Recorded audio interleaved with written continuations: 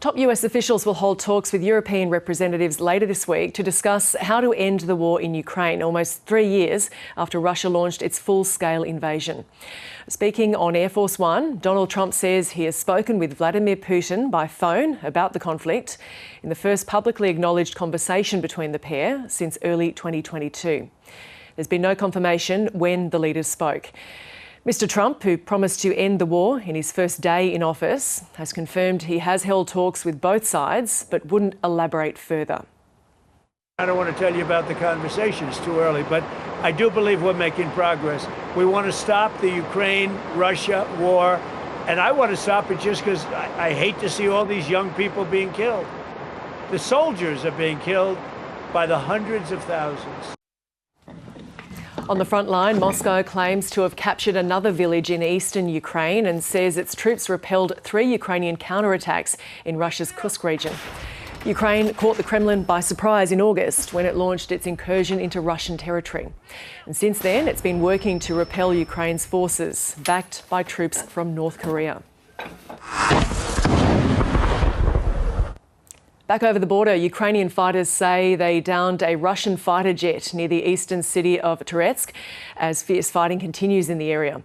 Kyiv's forces say they've also shot down almost half of the 150 drones launched by Russia in the most recent assault. Soldiers in the eastern Donetsk region say they're determined to halt Moscow's advance almost 3 years into the war.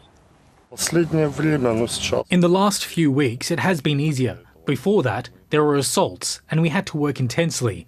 We try not to move around and stay covered because all our movements can be tracked by drones.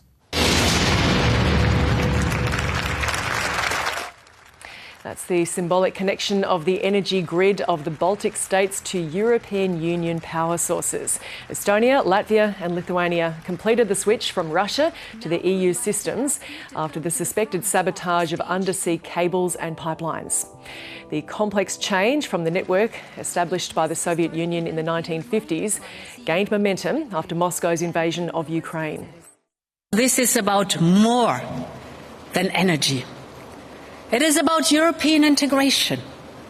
It is about European sovereignty. It is about proving once again that when we come together, we can move mountains.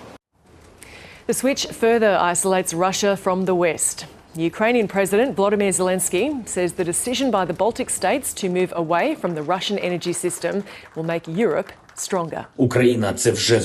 Ukraine had already done this in 2022, and now the Baltic states have also freed themselves from dependency. Moscow will no longer be able to use energy as a weapon against the Baltic states. This also means that Europe has become more cohesive.